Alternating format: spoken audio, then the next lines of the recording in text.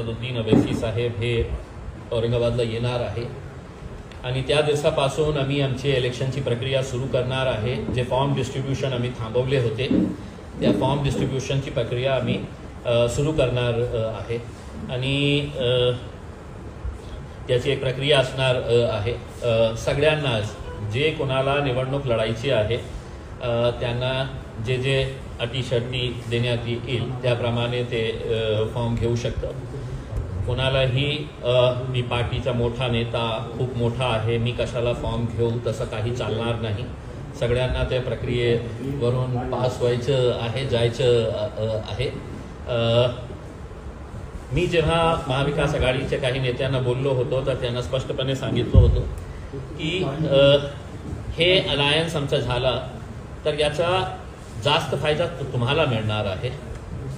कारण तुम्ही हे समजू नका की लोकसभामध्ये ज्या प्रकारे मुस्लिमांनी आपल्याला 2-2 तास लाईनमध्ये उभे राहून जे मतदान केलेले आहे तेच मतदान आपल्याला विधानसभेमध्ये मिळतील।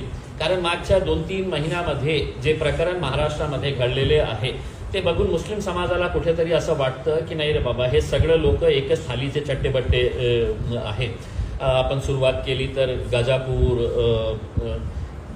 ज्या घरामध्ये अल्पसंख्याक मुस्लिमांच्या घरामध्ये घुसून ज्या प्रकारे तोडफोड करण्यात आली जाळपोळ मारपीट करण्यात आली होती त्याच्यानंतर ते विधान परिषदमध्ये जेव्हा 12 विधान परिषदे सीट होती कमीत कमी एक मुस्लिम त्याच्यामध्ये होता।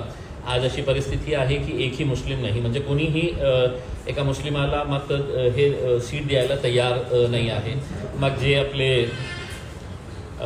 लोकसभेमध्ये वक्फ बोर्डचा बिल आला होता त्याच्यानंतरही आपण बघितले असेल की कशा प्रकारे मुस्लिमांच्या मतावर निवडून आलेले जे खासदार शिवसेनेचे होते ते बाहेर पडले। त्यावेळी कमीत कमी तिथे थांबले असते आणि आपल्या पार्टीचा काय स्टँड आहे जे काही असेल ते तिथे सांगायला पाहिजे होतं आणि खऱ्या अर्थाने ते विरोध करायला पाहिजे होतं। तसं काही केलं नाही म्हणजे आणि त्याच्यानंतर हे रामगिरी नावाचा जे एक भोंदू बाबा जे आहे आणि त्याच्यानंतर हे नितेश राणे सारखे हे असे पिल्लू जे सोडण्यात आलेले आहे हे सगळं बघून कुठेतरी असं वाटतं की मुस्लिम समाजाला आता कळलेलं आहे की बाबा आपण सेक्युलर म्हणून आपल्याला मिळत काय आहे रिटर्नमध्ये आपल्याला काय मिळत आहे तर ते हे लोकांनी सगळं बघितलेले आहे। अशा परिस्थितीमध्ये आम्ही त्यांना स्पष्टपणे सांगितलं होतं की आपण चर्चेमध्ये बसले असते तर जे कमीत कमी सीट्स आम्ही लढायला तयार होतो कमीत कमी सीट्स ज्याच्यामध्ये आमचा खूप चांगला प्रभाव आहे ते सीट्सवर आम्ही लढायला तयार होतो। पण तसा काहीही त्यांच्याकडून प्रतिसाद आलेला नाही आहे। आता आम्ही आमचा निर्णय घ्यायला इंडिपेंडंट आहे आणि जे काही आता डिसिजन घ्यायचं आहे 8 तारखेपर्यंतही त्यांना हे आहे की 8 तारखेला ओवैसी साहेब येणार आहे त्यांच्याकडून काही चांगला प्रतिसाद तर आजही आम्ही त्यांच्यासोबत बसायला तयार आहे। पण एकदा स्पष्ट करून टाका की तुम्ही आम्हाला पाहिजे का नाही पाहिजे असेल तर नाही पाहिजे असेल तर एकला चलवण्याची आमची तयारी आहे। मग जेव्हा आम्ही एकला चलायला सुरुवात करणार मग त्यावेळी निकालाच्या नंतर आमच्यावर बोट दाखवू नका की तुमच्यामुळे हे पडलं यांना इतकी मत मिळाले होते त्यांना इतकी मत मिळाले होते। एका अर्थाने तुम्ही आम्हाला एक मेसेज देत आहे की नाही आम्ही तुम्हाला घेणार नाही कारण तुमची काही ताकद नाही आहे महाराष्ट्रामध्ये म्हणून आम्ही तुम्हाला घेत नाही हे एक मेसेज तुम्ही देत आहे। मग आमची ताकदच नाही आहे तर तुम्हाला चिंता करण्याची आवश्यकता नाही आहे। मग मी 100 सीट्सही लढू शकते 200ही लढू शकते पूर्ण 288वरही आम्ही लढू शकतो आणि आमची तशा प्रकारे तयारीही झालेली आहे। दुसरा म्हणजे रामगिरी नावाचा जे भोंदू बाबा ज्याला आमचा पूर्ण विश्वास आहे की एकनाथ शिंदे साहेब जो महाराष्ट्राचे मुख्यमंत्री आहे ते महाराष्ट्राचे मुख्यमंत्री आहे एका जाती धर्माचे मुख्यमंत्री नाही आहे। हे अशा प्रकारच्या पिल्लूंना त्यांनी सोडलेले आहे नाहीतर त्यांचा कोणत्याही कारण नाही होतं की त्याच दिवशी जेव्हा पूर्ण देशामध्ये रोष होता त्या बाबाच्या विरोधात त्याच दिवशी ते येऊन अशा प्रकारचे भाष्य करणे असं वाटत होता की कोणत्या एका टपोरी नेता जे आहे ना, तुझ्या केसाला मी हात लावू देणार नाही करके, हे मुख्यमंत्री सारख्या पदावर बसलेल्या माणसाला हे शोभत नाही. ते मुसलमानांचेही मुख्यमंत्री आहे, महाराष्ट्राचे मुख्यमंत्री आहे, आणि जे महाराष्ट्राची एक परंपरा राहिलेली आहे, ज्याच्या नावाने तुम्ही आपल्या भाषणाची सुरुवात करतो, छत्रपती शिवाजी महाराज, छत्रपती संभाजी महाराज, फुले, शाहू, आंबेडकर यांच्या नावाने, त्यांचा 1% गुणही आपल्यामध्ये नाही आहे. त्या दिवशी एकनाथ शिंदे साहेब तुम्ही सिद्ध करून दाखवले, ज्या दिवशी तुम्ही हे अशा प्रकारच्या घाणेरड्या प्रवृत्तीच्या महाराजांच्या तुम्ही पीठ थपथपवण्यासाठी आले होते. मग त्याच्यानंतर काय झालं? 58 FIRs देशमध्ये रजिस्टर करण्यात आलेले आहेत त्या भोंदू बाबाच्या विरोधात. 58 म्हणजे याचा अर्थ काय होतो की कुठेतरी काही प्रकरण झाला, 1 FIR, 2 FIR, 4 FIR होऊ शकतं, पण 58 FIRs रजिस्टर झालेले आहे. हे 3 दिवस अगोदरचा आकडा मी बोलत आहे. बहुतेक आजपर्यंत ते 60 पर्यंत गेलेला असेल, 65 पर्यंत गेलेला असेल. म्हणजे काहीतरी त्याच्यामध्ये गांभीर्य आहे, त्याच्यामध्ये लोकांचा रोष आहे, म्हणून इतक्या मोठ्या संख्येने देशभरामध्ये त्याच्या विरोधात FIR रजिस्टर होत आहे. आणि पोलीस कुठल्याही प्रकारची दखल घ्यायला तयार नाही आहे. आणि घेणार कशा? कारण हे सगळे पोलीसवाले जे आहे त्यांचे हात बांधलेले आहे, त्यांना आपले पोस्टिंग पाहिजे, चांगली पोस्टिंग पाहिजे. मग कशा आपण मुख्यमंत्र्यांच्या विरोधात जाऊ? कशा आपण देवेंद्र फडणवीस साहेब जे आपल्याला पोस्टिंग मध्ये नाही तर आपल्याला गडचिरोलीला पाठवणार, तर गप्प बसलेले आहे. कोणीही त्याच्या बाबतीत काही कारवाई करायला तयार नाही आहे. मग याचा अर्थ काय झालेला आहे की फक्त आम्ही कागद काले करण्यासाठी आम्ही हे FIR रजिस्टर करत आहे. मग त्याच्यानंतर हे चिल्लू पिल्लू जे आलेले आहे, देवेंद्र फडणवीस साहेबांनी या पिल्लीला सोडलेले जे आहे, त्याची भाषा कशा प्रकारे ते वापरत आहे, त्याच्या विरोधातही काही करायचं नाही.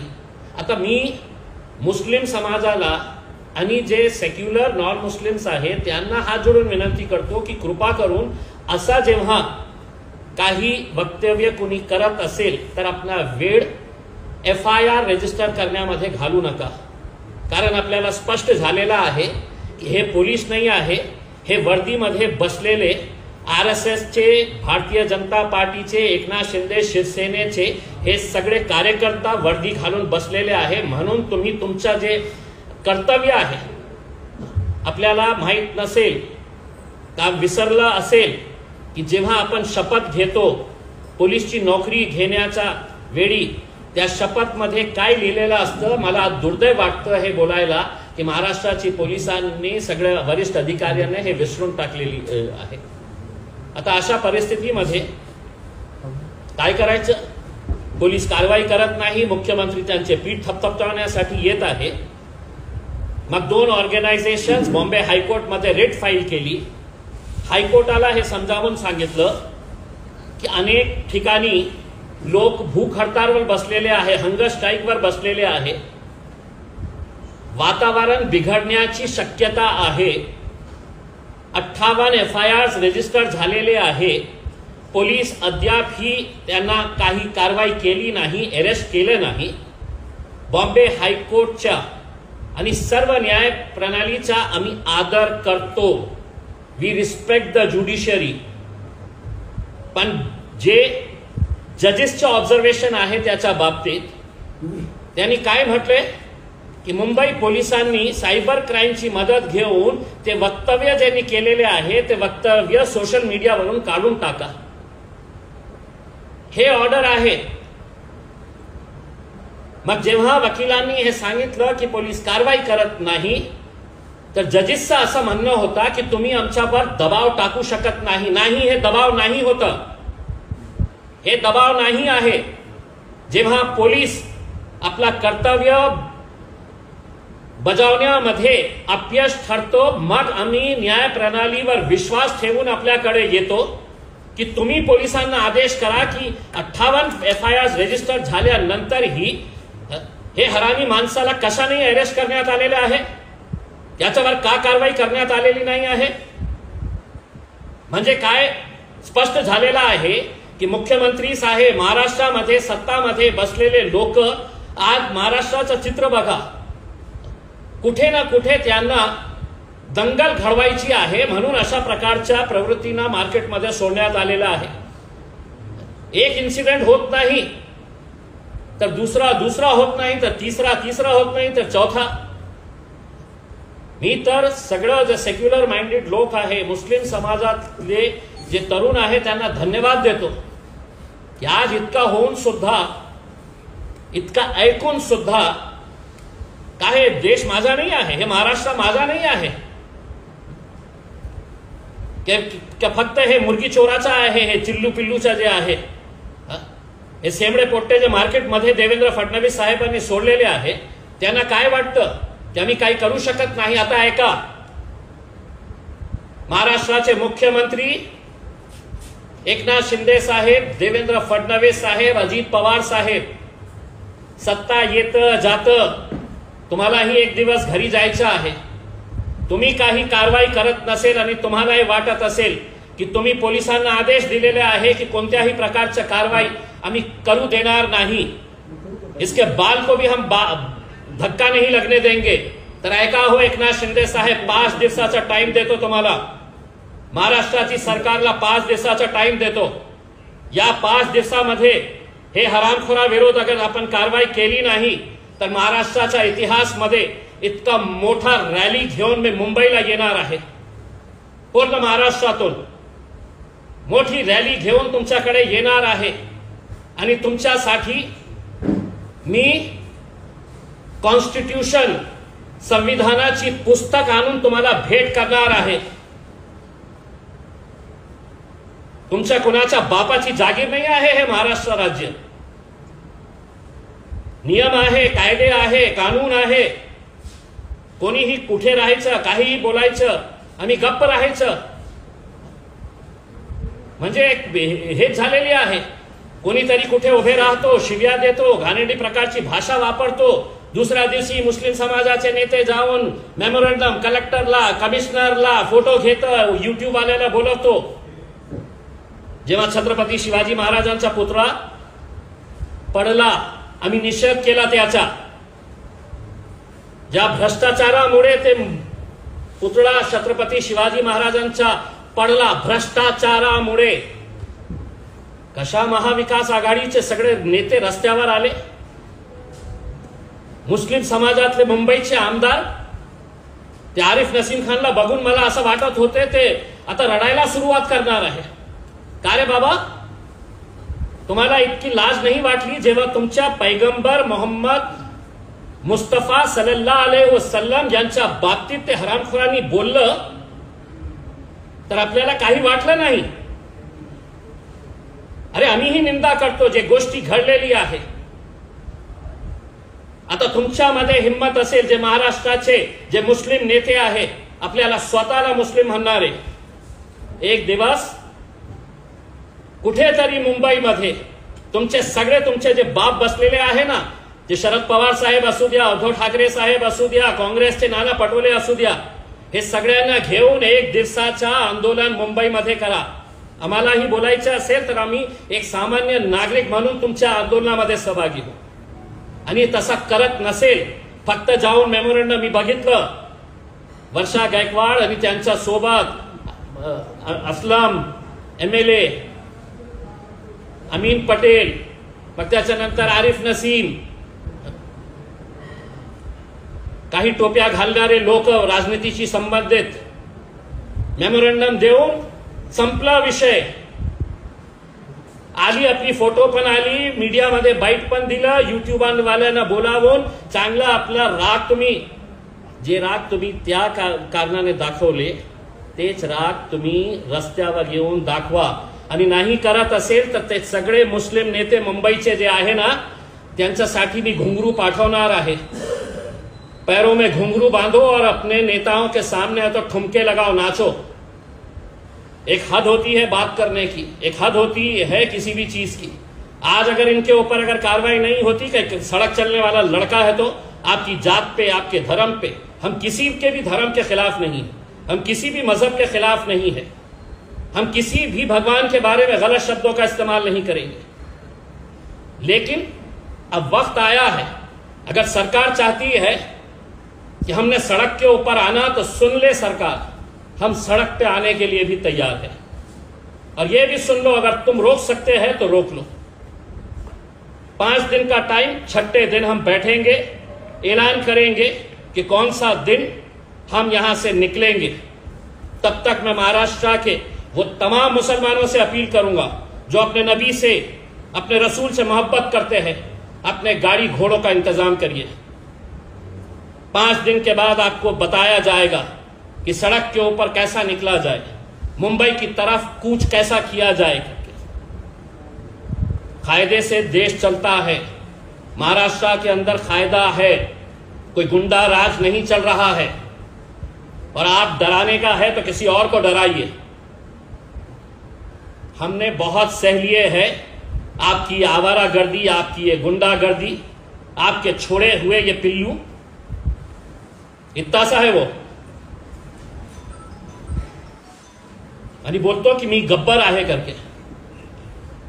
अरे तुझी हाईट काय, तुझ्या बोलण्याचा बोलायलाही येतं का?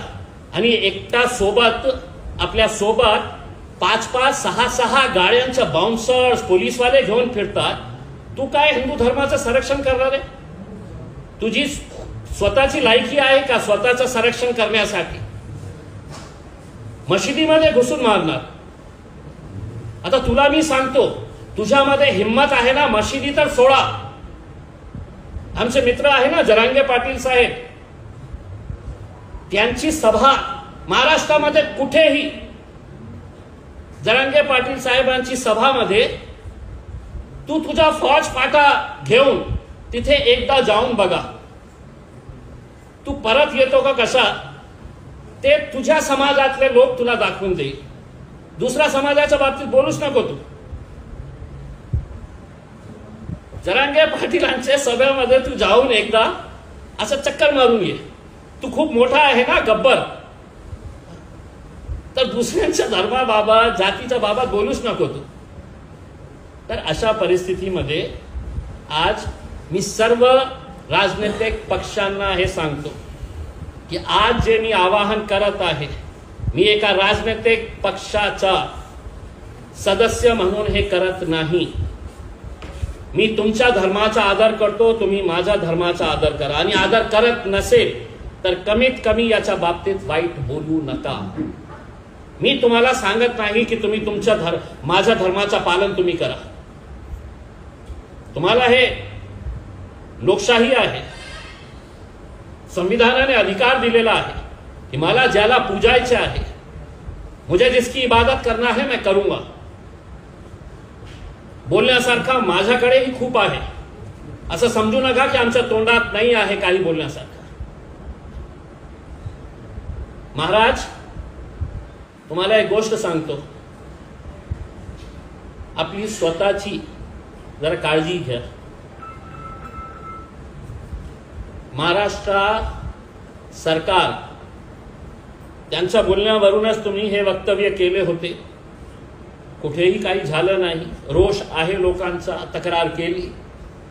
आणि महाराष्ट्र सरकारला विनंती करतो, त्या महाराजाला Z+ सिक्युरिटी द्या। त्याचा जीव वाचवण्याची जबाबदारी महाराष्ट्र सरकारने घ्या। आम्ही काही करणार नाही।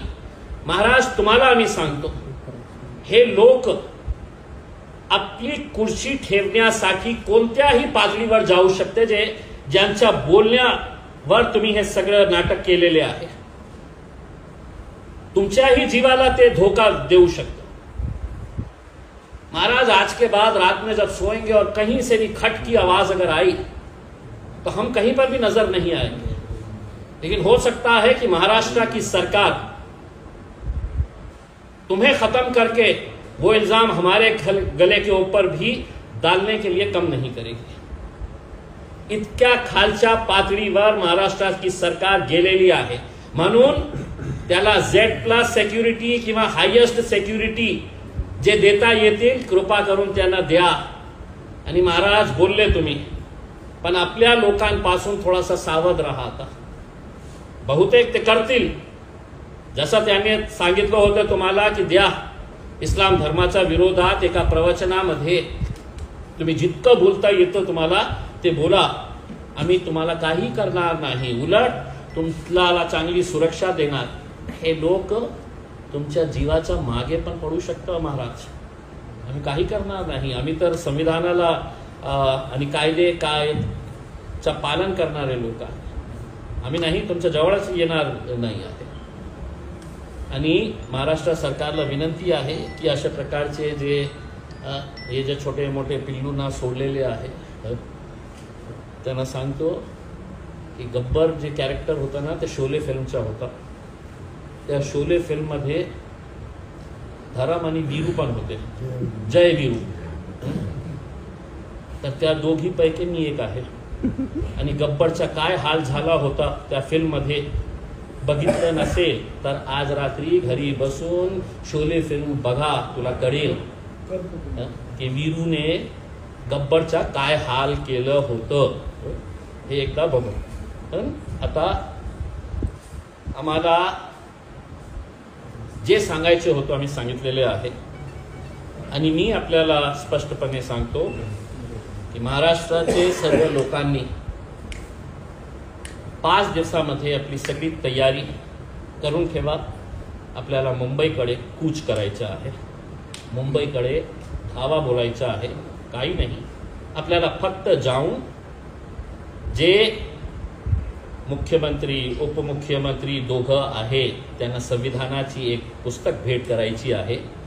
आणि जे पोलिसांचे जे वरिष्ठ अधिकारी आहेत त्यांच्यासाठी आम्ही फ्रेम करून जे वचन आपण ते वर्दी घालताना IPS ची वर्दी घालताना जे वचन घेतलं होतं त्याची प्रत आम्ही पोलिसांनाही पाठवणार आहे. हे राज्य आपल्याला सगळ्यांना नियमाप्रमाणे चालवायचं आहे, गुंडागर्दीप्रमाणे चालवायचं नाही आहे.